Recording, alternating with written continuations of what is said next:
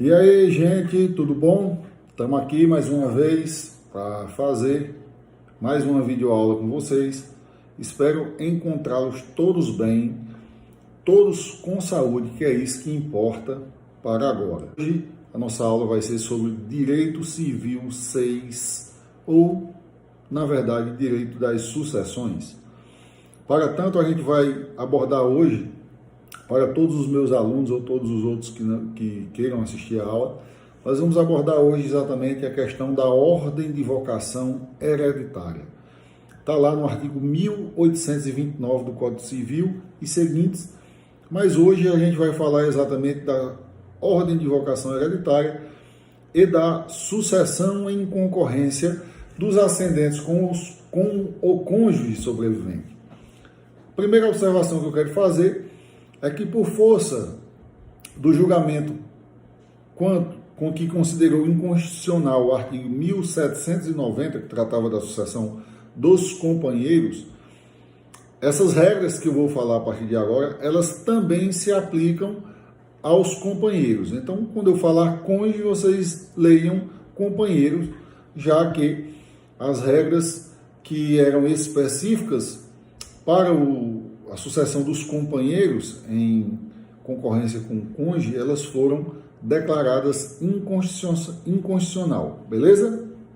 Pois bem, lembrando a vocês ainda que a gente, quando trata de ordem de vocação hereditária, a gente vem exatamente falar de como vai se dar a ordem de preferência no recebimento dos bens. Existe uma regra clara que diz que a sucessão defere-se primeiramente para os descendentes, e aí descendentes de primeiro, segundo, terceiro, quarto, ou seja, se estende até o 12º grau. Depois, na ausência dos descendentes, para os ascendentes, beleza? Ascendentes também se estende até o 12º grau, pai, avô, bisavô, triavô, tetravô, e aí, consequentemente, esgotou-se a fase dos ascendentes. A sucessão será deferida, vai ser entregue os bens na sucessão legítima exatamente para o companheiro ou cônjuge. Agora, em terceiro lugar, o companheiro se equiparou ao cônjuge e será herdeiro em terceiro lugar na ordem de vocação hereditária. Por último, não havendo nenhum desses, nem descendentes, nem ascendentes, nem cônjuge ou companheiro, a sucessão ou o patrimônio será deferido em favor dos colaterais. A regra que se aplica a todos eles, com exceção, evidentemente, do cônjuge, que o cônjuge só pode ser um, ou no caso das famílias pluriafetivas, etc., eles estão no mesmo grau e patamar de igualdade. Todos esses casos, os mais próximos, eles excluirão os mais remotos. É evidente que, por exemplo, se eu tiver na linha descendente filhos e netos, havendo filhos, esses meus filhos, eles vão herdar antes dos meus netos, salvo a hipótese da representação que a gente já falou. Mas a minha herança será deferida, será destinada aos meus filhos primeiramente, beleza? Depois aos netos, caso não hajam filhos. Se não houver netos, também passa para as fases seguintes, para os graus seguintes dos descendentes.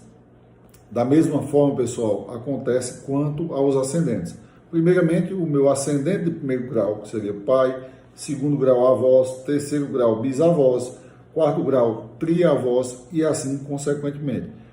Bastando haver ou bastando existir um herdeiro em cada grau destes para ele atrair totalmente o direito hereditário para ele, beleza?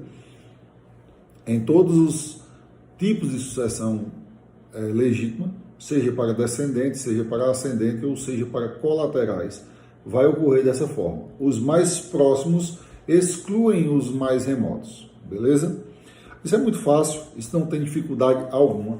O que ainda há uma certa discussão, é o que nós vamos passar a tratar e a elucidar com o inciso 1º do artigo 1829. Estou aqui com um códigozinho para a gente ler. Espero que você também acompanhe aí no seu código ou no computador, enfim.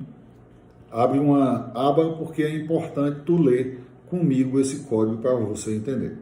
E eu começo logo dizendo que a dicção desse artigo, ou desse inciso de artigo, ela é um pouco complicada e induz, de certa forma, alguma dúvida. Mas a gente está aqui exatamente para esclarecer essas dúvidas e vamos à dicção do artigo 1829, inciso 1º. Artigo 1829 diz: a sucessão legítima defere-se na seguinte ordem, e passa então a estabelecer a ordem que eu já falei para vocês. Desculpa, gente. Inciso 1º. Aos descendentes em concorrência com o cônjuge sobrevivente. Opa.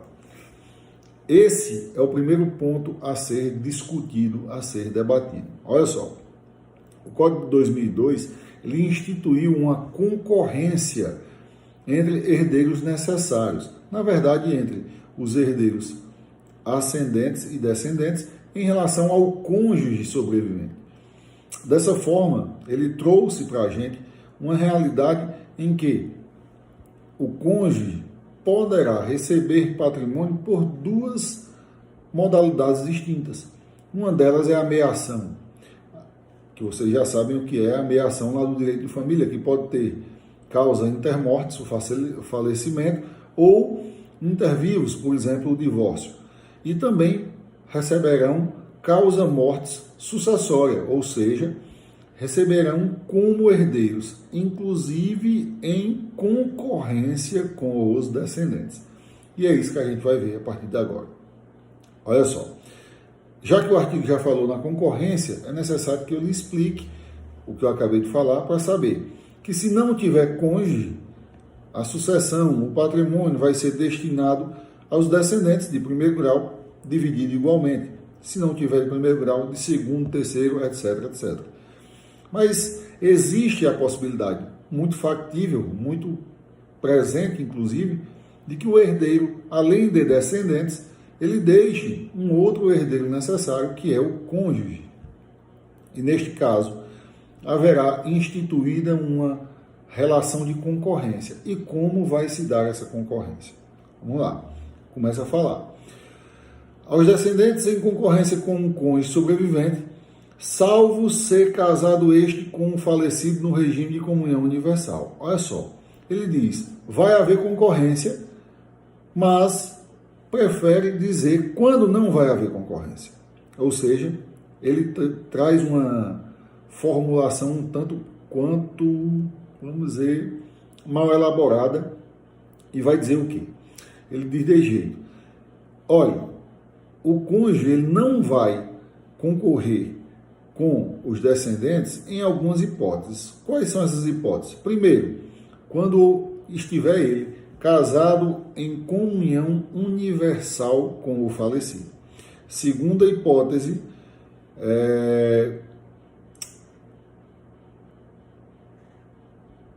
quando casado com o falecido na separação obrigatória.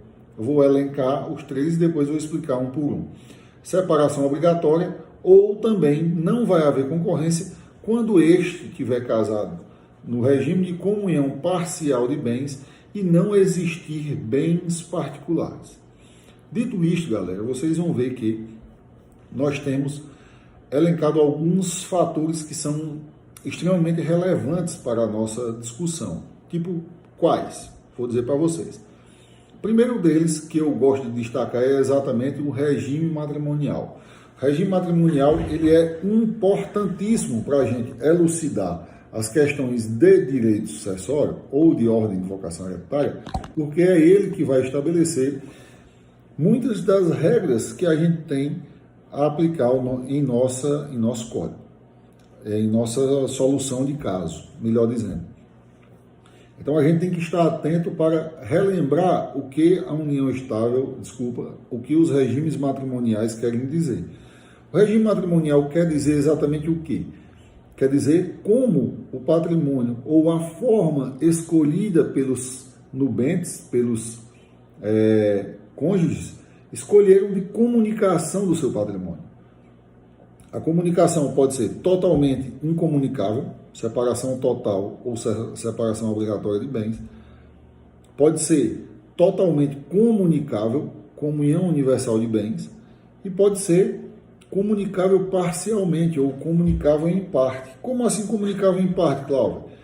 Exatamente quando a gente tem a possibilidade de instituir que, em razão do casamento, em razão da constituição da sociedade conjugal, aquele que é membro dessa sociedade passará a partilhar, passará a se comunicar patrimonialmente com aquilo que foi adquirido. E aí nós temos a comunhão parcial de bens. Isso faz diferença? Sim, faz muita diferença para a gente elucidar os casos de ordem de vocação hereditária, beleza? Vamos tratá-los individualmente a partir de agora. Na comunhão universal de bens, repito, regime de comunhão universal de bens. O legislador optou por dizer, olha, o cônjuge vivo que sobreviveu, ele não vai receber parte do patrimônio a título de sucessão. Mas sim, vai haver ameação normalmente, beleza. Mas só que ele não vai concorrer. E aí, pessoal, eu vou dar uma dica a vocês que é muito importante. Outro fator que é bem importante para vocês analisarem é a existência da meação dentro dessa relação jurídica. E qual é a dica que eu tenho para dar a vocês? Vocês vão olhar o quê? Todas as vezes que um herdeiro determinado ele mear, ou seja, ele atingir certo patrimônio com a meação, ele não vai concorrer com os descendentes àquele mesmo patrimônio que ele já meou. Vou dar um exemplo, que é o típico exemplo da comunhão universal de bens. João e Maria são casados e quando foram casar, eles optaram pela comunhão universal de bens, sendo que João já tinha 50 mil reais de patrimônio e Maria não tinha nada. Casaram. Durante o período de casamento, eles constituíram mais 400 mil de patrimônio, totalizando 450 mil de patrimônio. Na comunhão universal, não importa em nome de quem está o patrimônio, não importa a causa em que esse patrimônio foi constituído, salvo exceções legais que excluem essa comunicação, mas na comunhão universal a regra é que se comunica totalmente. Nesse contexto, os 450 mil de patrimônio, eles são de ambos, de João e de Maria. Se houver o divórcio, os 450 mil será dividido. Se houver a morte, o patrimônio também será dividido a título de meação. E vocês percebem facilmente que os 450 mil serão divididos igualmente a título de meação, ficando metade para o cônjuge sobrevivente, ficando a outra metade para a sucessão do cônjuge que faleceu. Desta forma, digamos que João morreu e deixou esse patrimônio de 450 mil, do qual metade já foi destinada por meação para seu cônjuge, Maria. Com isso, remanesce 50% desse patrimônio que vai descer para a sucessão dos descendentes, caso existam esses descendentes. E eu estou dizendo para vocês que existia, então, 2 filhos, Pedro e Juca, que, com a abertura da sucessão, tiveram direito a este patrimônio sucessório, ou seja, de um patrimônio de 450 mil, metade, no caso 225 mil, fica para o cônjuge sobrevivente a título de meação. A outra metade, ela desce para a sucessão do cônjuge falecido, para os descendentes de primeiro grau que não vão concorrer com o cônjuge quanto a este patrimônio sucessório. Beleza? Tudo que for objeto de meação, ou seja, 100% do patrimônio, ela recebeu 50%, então ela não vai ter direito à concorrência desse patrimônio. o patrimônio foi totalmente meado e, como eu disse a vocês, a meação ela é um fator de exclusão de concorrência do cônjuge com os descendentes, beleza? Está explicado, está dito que quando os cônjuges forem casados em comunhão universal de bens, havendo a morte de um deles com descendentes existentes, este cônjuge ele não vai concorrer a este patrimônio sucessório, mas sim ele vai mear o patrimônio, receber a parte dele e não vai concorrer com os descendentes para o patrimônio sucessório, beleza? A segunda hipótese, pessoal, é exatamente a hipótese do regime de separação obrigatória. Preste atenção, separação obrigatória, que não é a separação total. Lembrem-se disso. A separação obrigatória, ela tem regras próprias previstas no Código Civil, ser maior de 70 anos, pender impedimento, haver impedimentos para os casamentos, etc, etc, que fazem que o legislador, por esta pendência, por esta temeridade de lesar um patrimônio que pertence a outro, ele disse de jeito, olha, em tais casos, para não haver um desequilíbrio, em tais casos, os cônjuges podem se casar, sim, podem, mas somente no regime de separação obrigatória, que é diferente do regime de separação total, beleza? Dessa forma, galera, vocês já perceberam que o Código traz também a exclusão para esta regra, havendo patrimônio comum, havendo patrimônio particular, para a regra do casamento na comunhão de separação obrigatória, não haverá concorrência do cônjuge com os descendentes. Ou seja, João e Maria casados no regime de separação obrigatória por uma das causas previstas em lei, vem João a falecer deixando 2 herdeiros.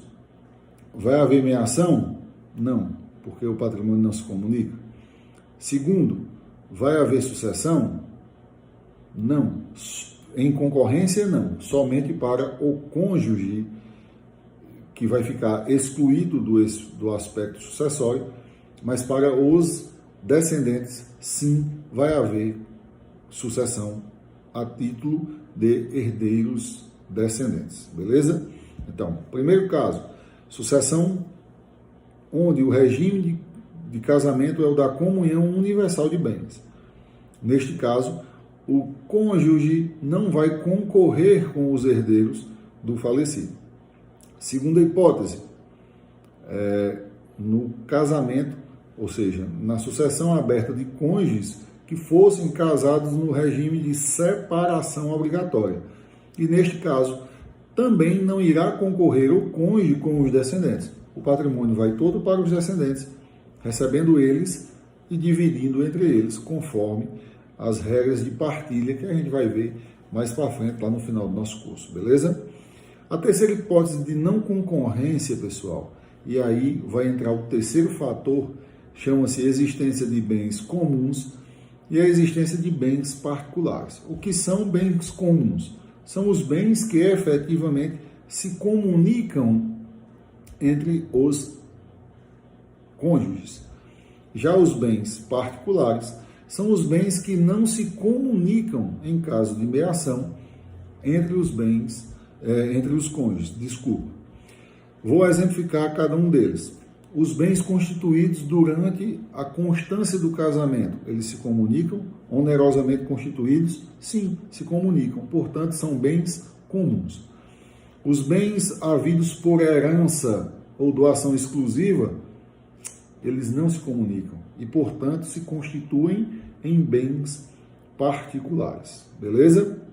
Sendo assim, vejam vocês que, para a comunhão parcial de bens, se só houver bens comuns, casaram-se sem nenhum patrimônio, construíram todo o patrimônio durante o casamento, R$200 mil, faleceu, o patrimônio era comum, a integralidade do pagamento ele vai sofrer meação, portanto, o cônjuge sobrevivente não vai concorrer com os descendentes ao remanescente do patrimônio.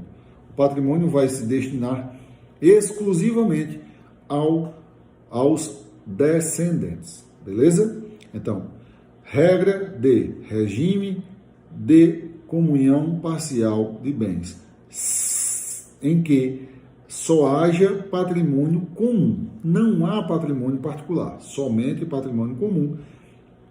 Este patrimônio vai ser integralmente objeto de meação, vai ser dividido, sendo objeto de meação o que descer para a sucessão, o que seguir para a sucessão, não pode ser objeto de concorrência do cônjuge, porque o danado do cônjuge já amealhou, já recebeu a sua parte a título de meação, beleza? Esta é a primeira hipótese. A segunda hipótese, ainda que diz respeito ao regime de comunhão parcial de bens, é a existência de bens somente particulares, recebimento de herança, enfim, bens anteriores ou subrogados, que sejam antes do casamento.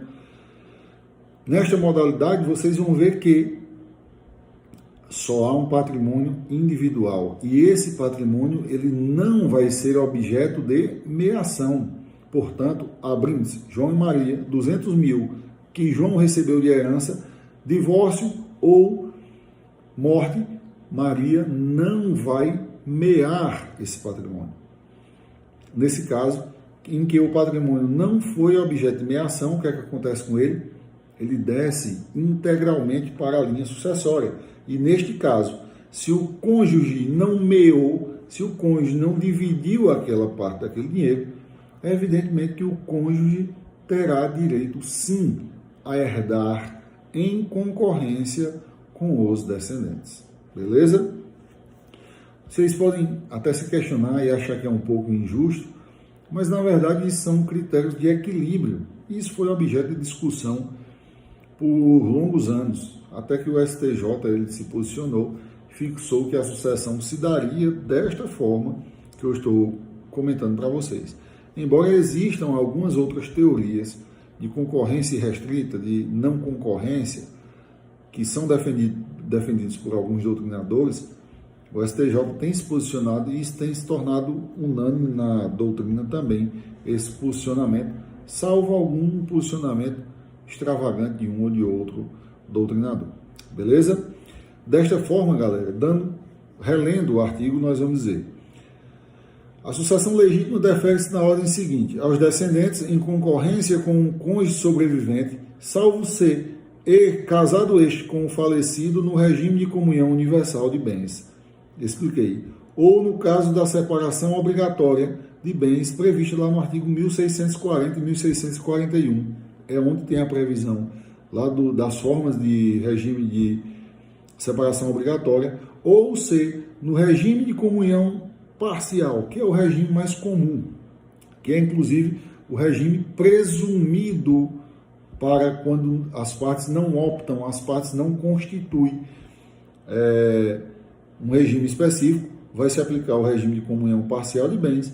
Dessa forma, ele diz que no regime de comunhão parcial de bens, o autor da herança houver deixado bens particulares. Não houver deixado bens particulares, ou seja, caso o autor da herança só tenha bens comuns, ou seja, não haja bens particulares, o cônjuge não vai concorrer com os descendentes. Beleza?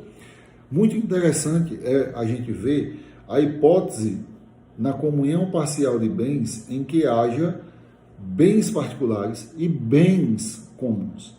Nessa hipótese, pessoal, o que é que vai acontecer? Digamos que João e Maria, casados no regime de comunhão parcial de bens, João tinha 100 mil reais de patrimônio particular, de patrimônio que ele recebeu de herança, que não se comunica.